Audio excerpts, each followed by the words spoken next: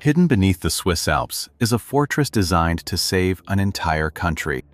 Thousands of soldiers could have vanished here, hidden within a realm of concrete, steel, and rock. But the majority of the population remained outside.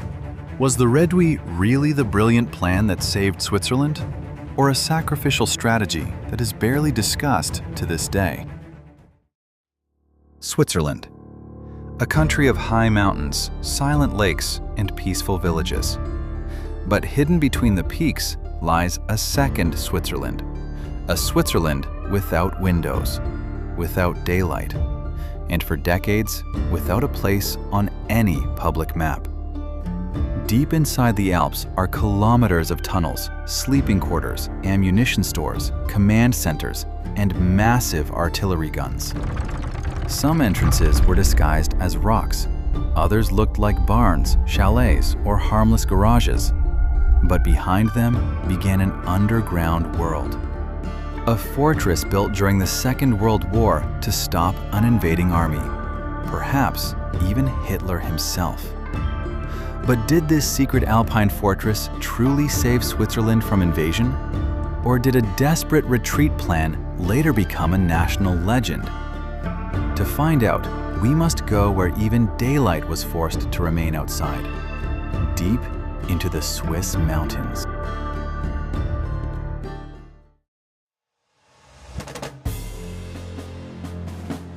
In September 1939, the Second World War began. Germany invaded Poland. Only months later, Denmark, Norway, Belgium, the Netherlands, and France had fallen. Italy had also entered the war on Germany's side. Suddenly, neutral Switzerland was almost completely surrounded by Axis powers and occupied territory. On the map, the country looked like a small island, but an island with no escape route. The Swiss army was mobilized. Hundreds of thousands of men left their families and took up positions along the borders. But the military leadership knew Switzerland faced a serious problem. Most major cities, factories, and transport routes were located in the open central plateau. There, a modern army with tanks and aircraft could advance quickly.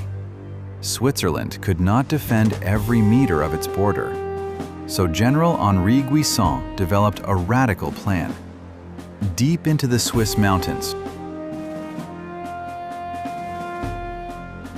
if an invasion could not be stopped, a large part of the army would retreat into the Alps. From there, it would control the most important mountain passes, tunnels, and transport routes. This defensive zone became known as the Swiss National Redoubt. Its heart lay inside the Gotthard Massif, but what sounded like an organized retreat was really an enormous gamble. Switzerland placed its hopes in the mountains. Fortresses were built throughout the Alps, but many of them were almost impossible to recognize from the outside. An ordinary rock face could hide a firing position. A peaceful chalet could actually be made from meters of reinforced concrete. Some windows were only painted onto the walls. Wooden facades concealed heavy guns, and behind seemingly harmless barn doors were entrances leading deep into the mountain. Anyone passing through one of these doors left the visible Switzerland behind. Inside were long tunnels. Steel doors separated different sections. Narrow railway tracks led to ammunition stores and artillery positions. There were kitchens, workshops, sleeping quarters, medical rooms, and command centers. Ventilation systems pumped air through the tunnels. Generators were designed to provide power even if fighting had already begun outside. Hundreds of soldiers could live there for long periods. But life inside the mountain was hard. No daylight, damp walls, the constant noise of ventilation systems, narrow sleeping quarters, and the uncertainty of whether the heavy entrance door would ever open again. The mountain was meant to protect the soldiers, but in a real war, it could also have become their tomb. The Gotthard was essential to the entire plan. For centuries, it had connected northern and southern Europe. Roads, jails, and tunnels crossed the Massif. Whoever controlled the Gotthard controlled one of the most important routes through the Alps.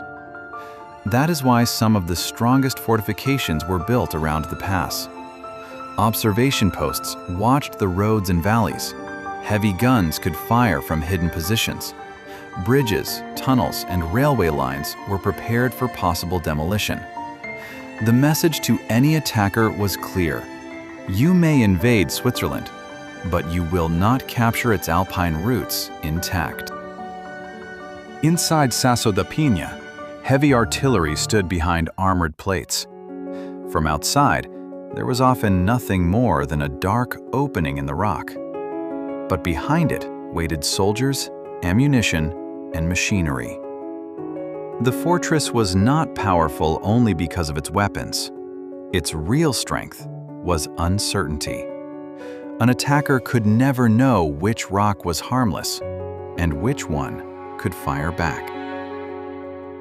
Imagine you are one of those soldiers. It is the middle of the night.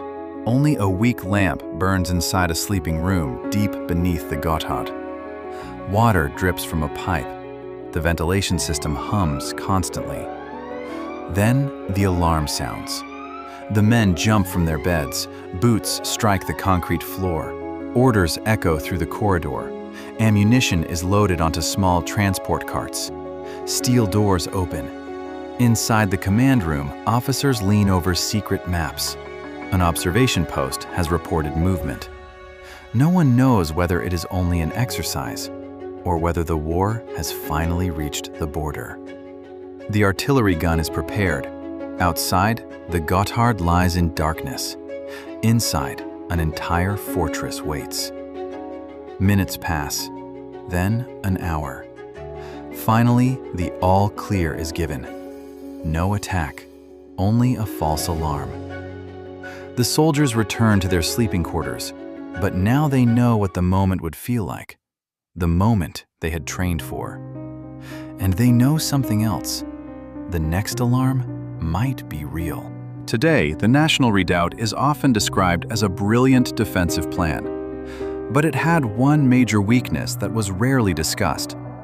The Alpine fortress could protect soldiers, mountain passes, and important transport routes, but it could not protect the entire Swiss population. Zurich, Basel, Bern, and large areas of the Central Plateau were outside the main defensive zone.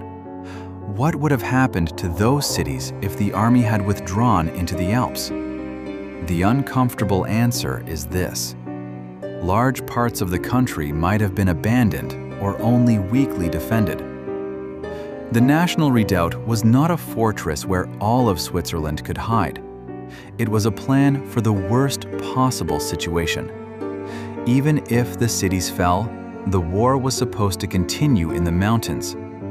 The enemy might control the Central Plateau, but the most important north-south routes would be blocked or destroyed. Switzerland wanted to send a clear message. Occupation would not mean victory. But the price of that resistance would have been enormous. After the fall of France, the German military did consider a possible invasion of Switzerland. Plans existed, but the invasion never happened. That is why many people later claimed the Alpine fortress had frightened Hitler away. But the truth is more complicated. A mountain war would have been difficult and expensive for Germany. Destroyed tunnels and bridges would have reduced the strategic value of an occupation. At the same time, Switzerland remained economically useful to Germany and played a role as a neutral transit and financial center. Germany was also already fighting on several fronts. Perhaps Hitler feared a long campaign in the Alps. Perhaps other targets were simply more important. Or perhaps the fortress was only one factor among many. The truth is this: the National Redoubt never had to prove whether it could stop a full-scale invasion. Its enormous guns waited for an enemy who never came. And that is where its greatest mystery begins. Was the fortress really strong enough? Or did its power come mainly from the myth that it could never be defeated? The Second World War ended in 1945, but the doors inside the mountains remained closed. The Cold War had already begun. Many of the fortresses stayed in use. Some were modernized or expanded. New threats replaced the old ones. Their locations remained secret. Military sites were removed from public maps or shown incorrectly. People hiked past hidden bunkers without recognizing them. They saw a chalet on the hillside, a barn, or an ordinary rock face. But behind them were concrete walls, steel doors, and weapons. The soldiers who served inside these places were not allowed to speak openly about them. So beneath the visible Switzerland, a second landscape continued to exist for decades. A secret world hidden directly beneath the feet of the population.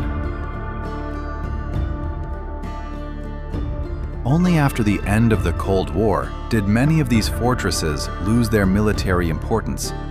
Some were abandoned. Others were sold or turned into museums. For the first time, civilians were allowed to enter places that had remained secret for decades. Behind the doors, they found sleeping quarters, dining rooms, and medical stations. Old telephones still hung on the walls. Maps remained inside command centers. Machines and artillery guns stood in place as though they were still waiting for their final order. Some rooms looked as if the soldiers had left only yesterday. But not every fortress was opened. Some entrances are still sealed. Others were dismantled, closed permanently, or given new uses. And some are still hidden so well that hikers walk directly past them, without ever knowing what lies behind the rock.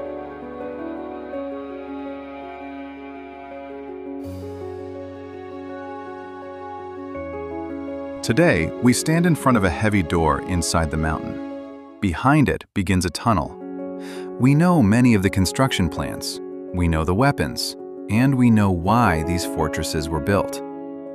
But the most important question remains unanswered. Did the Alpine fortress truly save Switzerland? Or was the country never invaded simply because conquering it was not important enough to Hitler? Perhaps the truth lies somewhere between the two. The National Redoubt was not an unbeatable wall. It could not have protected every person or every city. But it warned any potential attacker that the war would not end with the capture of the capital. Every tunnel could be destroyed. Every mountain pass could come under fire. Every rock could hide a gun. Perhaps the greatest power of the fortress was never its artillery. Perhaps it was the fear of what might be waiting inside the mountains. Some secrets are buried in archives. Others disappear with the people who once knew them. But this secret was built directly into the Alps. From concrete, from steel, and from the fear of a war that almost reached Switzerland. I am Old Man George, seen a lot, forgotten little. That was Old Man George. The secrets of our world are far from being told. Subscribe now and don't miss the next adventure.